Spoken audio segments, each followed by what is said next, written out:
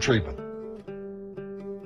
Look around you and read newspaper coverage and try to figure out, say reading the New York Times even, closely, which businesses are backing Obama versus which are doing McCain. The truth is they don't cover it much. Both political parties are vastly influenced by money, and that sort of plays havoc with their ability to represent you.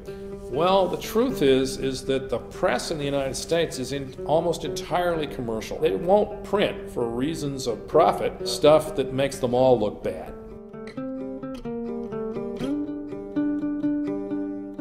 All they want to talk about is the horse race, who's up or who's down on a poll, or whether Obama is being too cautious in regard to X or Y.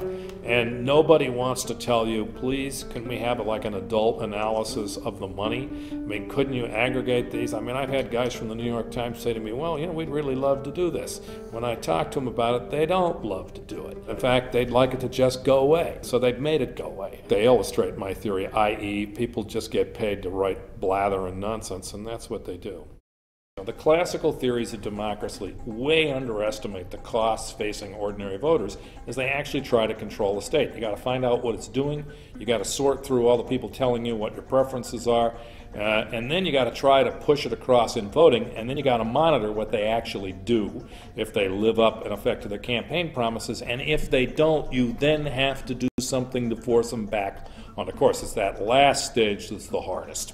I mean, that is to say, if the candidate doesn't do what you say, what exactly do you do? Well, try to get them next election? Maybe. Okay, so if ordinary voters can't easily afford those costs, typically, then who can? The answer is rich people, businesses. Take a situation where everybody, by hypothesis, knows that the whole population, except for the business guys themselves, want unionization. But if it costs, say, $1,000 to campaign, and that's way beyond everybody's income, the ability to raise it, it doesn't matter how many people want it, or that everybody knows already that people, if you come out to them, they'll get it. It's that you can't reach anybody with the appeal because you can't raise the money.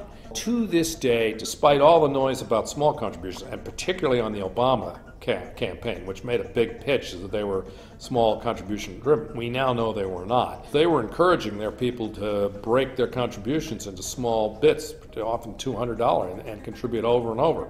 And the studies that initially started reporting about how they were small contributor driven, I know the data sources that they work on. Neither they nor the data sources have good enough matching programs to enable you to get the same person more than once unless everything is matched. That is to say, the junior, the address, you change a middle initial and stuff like that, you won't typically catch it. And so they just miss the repeated contributions by the same folks. They keep recording them as multiple contributions.